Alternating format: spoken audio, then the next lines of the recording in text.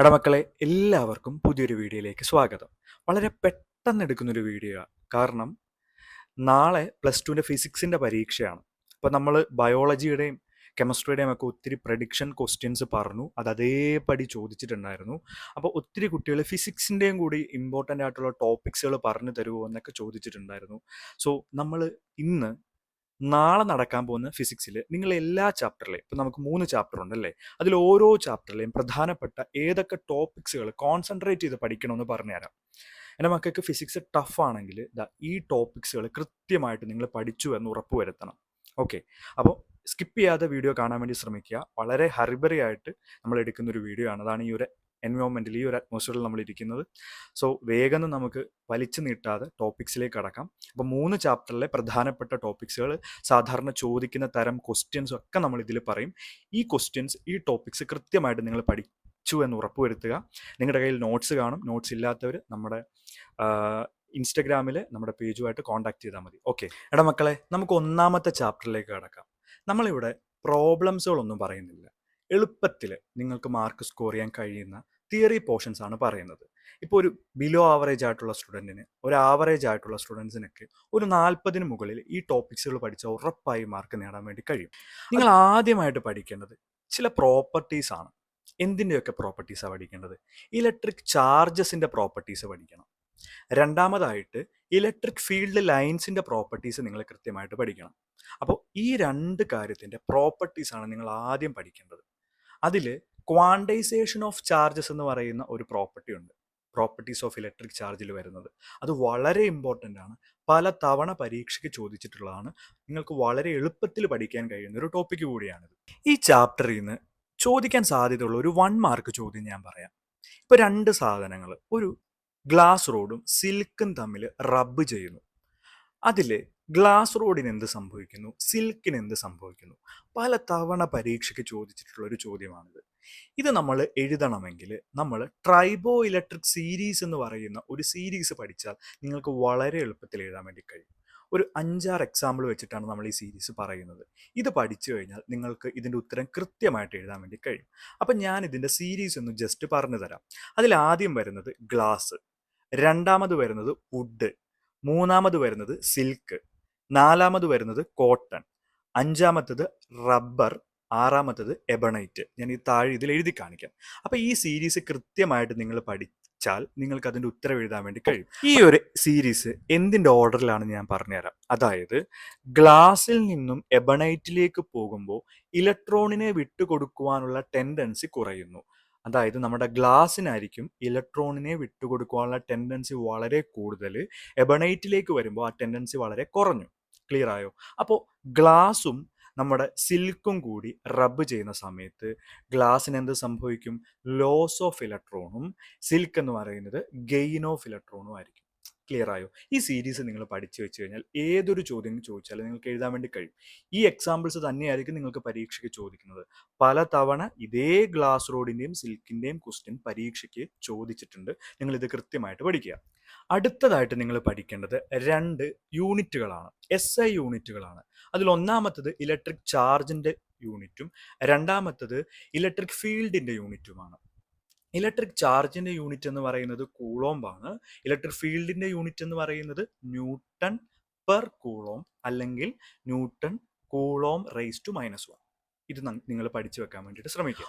1 മാർക്കിന് ചോദിക്കാൻ സാധ്യതയുള്ള ഒരു ചോദ്യമാണ് ഇലക്ട്രിക് ഡൈപോൾ എന്താണ്, ഡൈപോൾ മൊമെന്റ് എന്താണ്. അപ്പോൾ ഇത് 1 മാർക്കിനൊരു ചോദ്യമായിട്ട് നിങ്ങൾ പ്രതീക്ഷിക്കണം. അതിനുശേഷം നിങ്ങൾ പഠിക്കുന്നത് ഇലക്ട്രിക് ഫീൽഡിനെ കൃത്യമായിട്ട് ഡിഫൈൻ ചെയ്യാൻ വേണ്ടിയിട്ട് നിങ്ങൾ പഠിക്കുക. അപ്പോൾ ഇലക്ട്രിക് ഡൈപോൾ പഠിക്കുക, ഡൈപോൾ മൊമെന്റ് പഠിക്കുക, ഇലക്ട്രിക് ഫീൽഡിനെ കൃത്യമായിട്ട് ഡിഫൈൻ ചെയ്യാൻ വേണ്ടിയിട്ട് പഠിക്കുക. Then electric field along axial ലൈനും ഉണ്ട്, ഇലക്ട്രിക് ഫീൽഡ് അലോങ് ഇക്വറ്റോറിയൽ ലൈനും ഉണ്ട്. അപ്പോൾ നിങ്ങൾ കൂടുതലായിട്ട് ഇക്വറ്റോറിയൽ ലൈനിൽ ഒന്ന് ഫോക്കസ് ചെയ്ത് പഠിച്ചു. അത് ചോദിക്കാൻ സാധ്യത വളരെ കൂടുതലാണ്. അപ്പോൾ ഈ ഒരു ടോപ്പിക്കും കൃത്യമായിട്ട് പഠിച്ചു വെക്കുക. അതിനുശേഷം നിങ്ങൾ പ്രധാനപ്പെട്ട മറ്റൊരു ടോപ്പിക് എന്ന് പറയുന്നത് കൂളോംസ് ലോ, അതിൻ്റെ ഡെഫിനിഷൻ, അത് ഡിറൈവ് ചെയ്യാൻ വേണ്ടിയിട്ട് കൃത്യമായിട്ട് പഠിച്ചു വെക്കുക. ഓക്കെ, എടാ മക്കളെ, ഇനി നിങ്ങൾ പഠിക്കേണ്ടത് ഇലക്ട്രിക് ഫ്ലെക്സ് എന്താണെന്ന് കൃത്യമായിട്ട് പഠിക്കുക, ഗോസസ് ലോ എന്താണ് കൃത്യമായിട്ട് പഠിക്കുക. ഈ കൂളം ലോയും ഗോസസ് ലോയും ഇതിലേതെങ്കിലും ഒരെണ്ണം എന്തായാലും ചോദിക്കും. ഗോസസ് ലോ പഠിച്ചതിന് ശേഷം ഗോസസ് ലോയ്ക്ക് കുറേ ആപ്ലിക്കേഷൻസുകളുണ്ട് അല്ലേ. ഈ ആപ്ലിക്കേഷൻസുകളിൽ നിങ്ങൾ എന്തൊക്കെയാണ് ആപ്ലിക്കേഷൻസ് കൃത്യമായിട്ട് മനസ്സിലാക്കി വെക്കുക. അതിൽ 2 ആപ്ലിക്കേഷൻസ് കൃത്യമായിട്ട് നിങ്ങൾ പഠിക്കാൻ വേണ്ടി ശ്രമിക്കുക. ആ 2 ആപ്ലിക്കേഷൻ ഏതൊക്കെയാണെന്ന് ഞാൻ പറഞ്ഞുതരാം. ഗോസസ് ലോയുടെ ആപ്ലിക്കേഷനിൽ നിങ്ങൾ ഏറ്റവും പ്രാധാന്യം കൊടുത്ത് പഠിക്കേണ്ടത് electric field due to a plane ഷീറ്റും സ്പെറിക്കൽ ഷീറ്റും. മക്കളെ, ഫൈനലി ഒരു ചോദ്യം കൂടെ ഞാൻ പറഞ്ഞുതരാം. ഇലക്ട്രിക് ഫീൽഡ് ലൈൻസുകൾ ഡ്രോ ചെയ്യാൻ വേണ്ടിയിട്ട് പരീക്ഷയ്ക്ക് നിങ്ങൾക്ക് ഏതെങ്കിലും ഒരെണ്ണത്തിന്റെ ചോദിക്കും. അതായത് ഒന്നെങ്കിൽ നിങ്ങൾക്ക് പോസിറ്റീവ് ചാർജിന് ചുറ്റുമുള്ള ഇലക്ട്രിക് ഫീൽഡ് ലൈൻ ആകാം, അല്ലെങ്കിൽ നെഗറ്റീവ് ചാർജിന് ചുറ്റുമുള്ളതാകാം, ഡൈപോളിന് ചുറ്റുമുള്ളതാകാം, and two positive charge separated by a distance ആകാം. ഇതിൽ ഏതെങ്കിലും ഒരെണ്ണം ഡ്രോ ചെയ്യാൻ വേണ്ടിയിട്ട് ഉറപ്പായിട്ടും പരീക്ഷയ്ക്ക് ചോദിക്കും. ആൻഡ് നമ്മളിപ്പോൾ പറഞ്ഞിട്ടുള്ളത് തിയറി പോർഷൻസ് മാത്രമാണ് അല്ലേ. ഫസ്റ്റ് ചാപ്റ്ററിലെ തിയറി പോർഷൻസ് മാത്രമാണ്. നിങ്ങൾക്ക് പെട്ടെന്ന് പഠിച്ചെടുക്കാൻ പറ്റുന്ന ടോപ്പിക്സുകളാണിത്. ഇത് പഠിച്ചതിന് ശേഷം മാത്രമേ നിങ്ങൾ മറ്റു ടോപ്പിക്കുകൾ പഠിക്കാൻ വേണ്ടിയിട്ട് നിങ്ങൾ ശ്രമിക്കാവൂ. എടാ മക്കളെ, ഇതിൽ നിന്ന് ഉറപ്പായിട്ടും ചോദ്യങ്ങൾ ഉണ്ടായിരിക്കാം. ട്രസ്റ്റ് മീ ഗൈസ്, നിങ്ങളെല്ലാം കൂടെ വലിച്ചു വാരി പഠിക്കാനുള്ള ഒരു സമയമില്ലെങ്കിൽ, നിങ്ങൾ പഠിച്ചിട്ടുള്ള കുട്ടികളാണെങ്കിൽ നിങ്ങൾ ഓൾറെഡി ഈ ക്വസ്റ്റ്യൻസ് കേൾക്കുമ്പോൾ നിങ്ങൾക്കൊരു കോൺഫിഡൻസ് ഒക്കെ വരും. അതിനു വേണ്ടിയിട്ടാണ് നമ്മൾ ഈ ക്വസ്റ്റ്യൻസ് കൃത്യമായിട്ട് പറഞ്ഞു തന്നിട്ടുള്ളത്. അപ്പോൾ ഇത് ഫോളോ ചെയ്യാൻ വേണ്ടിയിട്ട് ശ്രമിക്കുക. ഇനി നമുക്ക് 2ാമത്തെ ചാപ്റ്ററിലേക്ക്. എടാ മക്കളെ, 2ാമത്തെ ചാപ്റ്ററിൽ ആദ്യം നിങ്ങൾ പഠിക്കേണ്ടത് ഒരു ഡെഫിനിഷനാണ്. എന്തിൻ്റെ ഡെഫിനിഷനാണ്? ഇലക്ട്രിക് പൊട്ടൻഷ്യലിൻ്റെ ഡെഫിനിഷനാണ് നിങ്ങൾ കൃത്യമായിട്ട് പഠിക്കേണ്ടത്. ഡെഫിനിഷൻ പഠിക്കുക, അതിൻ്റെ ഒരു ഇക്വേഷൻ പഠിക്കുക. അതിൽ electric potential due to a point ചാർജും ഡൈപോളും ഉണ്ട്. അത് പഠിക്കാൻ പറ്റുന്ന മക്കളാണെങ്കിൽ ഈവൻ പോയിന്റ് ചാർജിൻ്റെ എങ്കിലും നിങ്ങൾ പഠിക്കാൻ വേണ്ടി ശ്രമിക്കുക. രണ്ടും പഠിക്കാൻ കഴിയുന്ന കുട്ടികളാണെങ്കിൽ അത് രണ്ടും പഠിക്കാൻ വേണ്ടിയിട്ട് ശ്രമിക്കേണ്ടതാണ്. അടുത്തത് ഏറ്റവും പ്രധാനപ്പെട്ട ഒരു ടോപ്പിക്കാണ് ഇക്യു പൊട്ടൻഷ്യൽ സർഫസ് എന്നാൽ എന്ത്. അതിൻ്റെ ഡെഫിനിഷൻ പഠിക്കുക, അതിൻ്റെ പ്രോപ്പർട്ടീസ് പഠിക്കുക, അതിൻ്റെ 1-2 എക്സാമ്പിൾ കൂടി നിങ്ങൾ പഠിച്ചു വെക്കണം. ഉറപ്പായിട്ടും പരീക്ഷയ്ക്ക് ചോദിക്കാൻ സാധ്യതയുള്ളൊരു ചോദ്യമാണ് ഇക്യു പൊട്ടൻഷ്യൽ സർഫസ് എന്ന് പറയുന്നത്. ഓക്കെ, അടുത്തതായിട്ട് നിങ്ങൾ പഠിക്കേണ്ടത് relationship between electric field and electric potential. ഈ ചോദ്യമാണ് നിങ്ങൾ പഠിച്ചു വെക്കേണ്ടത്. അതിനുശേഷം capacitance of A parallel plate capacitor. അപ്പോൾ ഈ 2 ചോദ്യങ്ങളാണ് അതിനുശേഷം നിങ്ങൾ പഠിക്കേണ്ടത്. ഈ ചാപ്റ്ററിലെ വളരെ പ്രധാനപ്പെട്ട ഒരു ടോപ്പിക്കാണ് കോമ്പിനേഷൻ ഇൻ കപ്പാസിറ്റർ എന്ന് പറയുന്നത്. Capacitors in series and parallel, very very important. ഒരു കാരണവശാലും സ്കിപ്പ് ചെയ്യാതെ പഠിക്കേണ്ട ഒരു ടോപ്പിക്കാണ് ഇതെന്ന് പറയുന്നത്. ആൻഡ് ഫൈനലി നിങ്ങൾ ഈ ചാപ്റ്ററിൽ നിന്ന് പഠിക്കേണ്ട ഒരു ടോപ്പിക് എന്ന് പറയുന്നത് energy stored in A capacitor എന്ന് പറയുന്നതാണ്. ½ CV² എന്ന് പറയുന്നതിൻ്റെ ഡെറിവേഷൻ കൂടി കൃത്യമായിട്ട് നിങ്ങളൊന്ന് പഠിച്ചു വെക്കാൻ വേണ്ടി ശ്രമിക്കുക. അപ്പോൾ ഇവിടെ മക്കളെ, നിങ്ങൾക്ക് എളുപ്പത്തിൽ പഠിക്കാൻ പറ്റുന്ന ടോപ്പിക്സുകളാണ് നമ്മൾ പറഞ്ഞു തന്നിട്ടുള്ളത്. അത് വളരെ ഇമ്പോർട്ടൻ്റ് ആയിട്ടുള്ള ടോപ്പിക്സുകളാണ്. അപ്പോൾ ഇത്രയും ടോപ്പിക്സ് 2 ചാപ്റ്ററിലെ പഠിക്കുക. ഇനി നമുക്ക് 3ാമത്തെ ചാപ്റ്ററിലേക്കൊന്ന് കിടക്കാം. എടാ മക്കളെ, 3ാമത്തെ ചാപ്റ്ററാണ് കറണ്ട് ഇലക്ട്രിസിറ്റി എന്ന് പറയുന്നത്. കറണ്ട് ഇലക്ട്രിസിറ്റിയിൽ നിന്ന് ചോദിക്കാൻ സാധ്യതയുള്ള വളരെ ഇമ്പോർട്ടൻ്റ് ആയിട്ടുള്ള എളുപ്പത്തിൽ പഠിക്കാൻ കഴിയുന്ന ടോപ്പിക്സുകൾ പറഞ്ഞു തരാം. ആദ്യം നിങ്ങൾ പഠിക്കേണ്ടത് എന്താണ് ഓംസ് ലോ എന്ന് കൃത്യമായിട്ട് പഠിക്കുക. അതിൻ്റെ ഗ്രാഫ് കൂടി നിങ്ങൾ പഠിക്കുക. അതിനുശേഷം എന്താണ് റെസിസ്റ്റൻസിനെ ഇൻഫ്ലുവൻസ് ചെയ്യുന്ന ഫാക്ടേഴ്സ് ഏതൊക്കെയാണെന്ന് കൃത്യമായിട്ട് പഠിക്കുക. ആൻഡ് 3ാമതായിട്ട് റെസിസ്റ്റിവിറ്റിയെ കൃത്യമായിട്ട് ഡിഫൈൻ ചെയ്യാൻ നിങ്ങൾ പഠിക്കുക.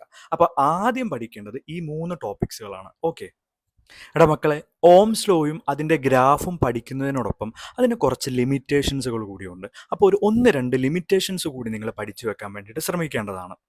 അടുത്തതായിട്ട് നിങ്ങൾ പഠിക്കേണ്ടത് ടെമ്പറേച്ചർ ഡിപ്പെൻഡൻസ് ഓഫ് റെസിസ്റ്റിവിറ്റി ആണ്. അതായത് മെറ്റൽസിൻ്റെ കേസിൽ, അലോയ്സിൻ്റെ കേസിൽ, സെമി കണ്ടക്ടേഴ്സിൻ്റെ ഒക്കെ കേസിൽ ടെമ്പറേച്ചറും റെസിസ്റ്റിവിറ്റിയും തമ്മിലുള്ള റിലേഷൻ എന്താണെന്നാണ് നിങ്ങൾ നെക്സ്റ്റ് പഠിക്കേണ്ടത്. അതായിട്ട് നിങ്ങൾ 3ാമത്തെ ചാപ്റ്ററിൽ അടുത്തതായിട്ട് നിങ്ങൾ പഠിക്കേണ്ടത് എന്താണ് ഡ്രിഫ്റ്റ് വെലോസിറ്റി എന്ന് കൃത്യമായിട്ട് പഠിക്കുക. ഡ്രിഫ്റ്റ് വെലോസിറ്റിയും കറണ്ടും തമ്മിലുള്ള റിലേഷനും കൂടി നിങ്ങൾ പഠിക്കുക. ഡ്രിഫ്റ്റ് വെലോസിറ്റി എന്താണ്, ഡ്രിഫ്റ്റ് വെലോസിറ്റിയും കറണ്ടും തമ്മിലുള്ള റിലേഷൻ. ഓക്കെ, ഇനിതാ ഇതുപോലുള്ള ഒരു പടം തന്നതിന് ശേഷം അതിൽ നിന്നുള്ള ചോദ്യങ്ങൾ നിങ്ങൾക്ക് പ്രതീക്ഷിക്കാം. ഇപ്പം ഈ ഒരു ഫിഗർ നോക്കിക്കഴിഞ്ഞ് കഴിഞ്ഞാൽ ഇതിൽ പാരലായിട്ട് കണക്ട് ചെയ്തിരിക്കുന്ന റെസിസ്റ്റൻസ് ഏതൊക്കെയാണെന്നുള്ളൊരു ചോദ്യം പ്രതീക്ഷിക്കാം. അതുപോലെ തന്നെ സെല്ലിലൂടെ ഒഴുകുന്ന കറണ്ട് എത്രയാണെന്ന് കണ്ടുപിടിക്കാൻ വേണ്ടി ചോദിക്കാം. അപ്പോൾ ഇത്തരത്തിലുള്ളൊരു ഫിഗർ തന്നിട്ട് കറണ്ട് കണ്ടുപിടിക്കുവാൻ പാരലൽ ആൻഡ് സീരീസ് ആയിട്ട് കണക്ട് ചെയ്തിരിക്കുന്ന റെസിസ്റ്റൻസ് ഏതൊക്കെയാണ് ഓക്കെ. ആൻഡ് അതിൻ്റെ എഫക്റ്റീവ് റെസിസ്റ്റൻസ് കണ്ടുപിടിച്ചിട്ട് കറണ്ട് കണ്ടുപിടിക്കാനുള്ള ചോദ്യങ്ങളൊക്കെ നിങ്ങൾക്ക് പ്രതീക്ഷിക്കാം. ഓക്കെ. അപ്പോൾ അത്തരത്തിലുള്ള വളരെ സിമ്പിളായിട്ടൊരു കണക്ക് കൂടി നിങ്ങൾ ഈ ഒരു പാഠഭാഗത്ത് നിന്ന് പ്രതീക്ഷിക്കേണ്ടതാണ്. ഈ ഒരു ചാപ്റ്ററിൽ നിന്നും ഏറ്റവും അവസാനമായിട്ട് നിങ്ങൾ പഠിക്കേണ്ടത് എന്താണ് ക്രിച്ച്ഓഫ് റൂൾസ് എന്ന് കൃത്യമായിട്ട് പഠിക്കുക. 2 റൂളുണ്ട്, രണ്ടും കൃത്യമായിട്ട് പഠിക്കുക. അതിനുശേഷം വീറ്റ്സ്റ്റോൺ ബ്രിഡ്ജ് എന്താണെന്ന് കൂടി പഠിക്കുക. അപ്പോൾ അതോടുകൂടി നമ്മുടെ 3ാമത്തെ ചാപ്റ്റർ കംപ്ലീറ്റ് ആവും. ഓക്കെ. ആൻഡ് 4ാമത്തെ ചാപ്റ്ററിൽ നമ്മൾ വീഡിയോ ആയിട്ട് അപ്ലോഡ് ചെയ്തിട്ടുണ്ടായിരുന്നു, റീൽസ് ആയിട്ട്. സോ കാണാത്ത മക്കൾ ആ ടോപ്പിക്സുകൾ കൃത്യമായിട്ട് പഠിക്കാൻ വേണ്ടിയിട്ട് ശ്രമിക്കുക. ഇത്രയും ചാപ്റ്ററിൽ ഇത്രയും ക്വസ്റ്റ്യൻസുകൾ കൃത്യമായിട്ട് പഠിച്ചു കഴിഞ്ഞാൽ നിങ്ങൾക്ക് നല്ല മാർക്ക് സ്കോർ ചെയ്യാൻ വേണ്ടി കഴിയും. അതിനുശേഷം നിങ്ങൾ അഡീഷണൽ ക്വസ്റ്റ്യൻസും കുറേ നിങ്ങൾക്കിപ്പോൾ യൂട്യൂബ് ചാനലിലൂടെയൊക്കെ തന്നെ നിരവധി പ്രഡിക്ഷൻ വീഡിയോസും അല്ലെങ്കിൽ ഇമ്പോർട്ടൻ്റ് ആയിട്ടുള്ള മാരത്തോൺ ക്ലാസ്സുകളും ഒക്കെ കാണാൻ വേണ്ടി കഴിയും. ആ ക്ലാസ്സുകൾ കണ്ടു നോക്കിയിട്ട് അതിലുള്ള ക്വസ്റ്റ്യൻസ് ഒക്കെ വർക്കൗട്ട് ചെയ്യാൻ വേണ്ടിയിട്ട് ശ്രമിക്കുക. ഇത്രയും പഠിച്ചാൽ മക്കളെ നിങ്ങൾക്ക് നല്ല മാർക്ക് സ്കോർ ചെയ്യാൻ വേണ്ടി കഴിയും. ഒന്നും പഠിക്കാതെ നിങ്ങൾ പോകാതിരിക്കുക. ഓക്കെ. എന്തെങ്കിലുമൊക്കെ ഈ പറഞ്ഞ ടോപ്പിക്സുകളെങ്കിലും നിങ്ങൾ നോക്കിയിട്ട് പഠിച്ചിട്ട് പോകാൻ വേണ്ടി ശ്രമിക്കുക. ഈ ചോദ്യങ്ങളൊക്കെ തന്നെ നിങ്ങൾക്ക് ചോദിക്കും, ഉറപ്പായിട്ടും ചോദിക്കും. അതിൽ നിങ്ങൾ വിശ്വസ്തയോടെ നിങ്ങൾക്ക് പോകാൻ വേണ്ടിയിട്ട് കഴിയുന്നതാണ്. ഓക്കെ. ആൻഡ് നമ്മൾ അഡീഷണൽ ആയിട്ടുള്ള ക്വസ്റ്റ്യൻസ്, നല്ല നല്ല ക്വസ്റ്റ്യൻസ് കാണുന്നതനുസരിച്ചിട്ട് നമ്മുടെ കമ്മ്യൂണിറ്റി ചാനൽ, ഇൻസ്റ്റഗ്രാമിലെ കമ്മ്യൂണിറ്റി ചാനൽ നമ്മൾ ഷെയർ ചെയ്യുകയും ഡിസ്കസ് ചെയ്യുകയും ഒക്കെ ചെയ്യുന്നുണ്ട്. അപ്പോൾ മാക്സിമം നിങ്ങളുടെ ഫ്രണ്ട്സിലേക്കൊക്കെ ഈ വീഡിയോ ഷെയർ ചെയ്യാൻ വേണ്ടിയിട്ട് ശ്രമിക്കുക. ഓക്കെ.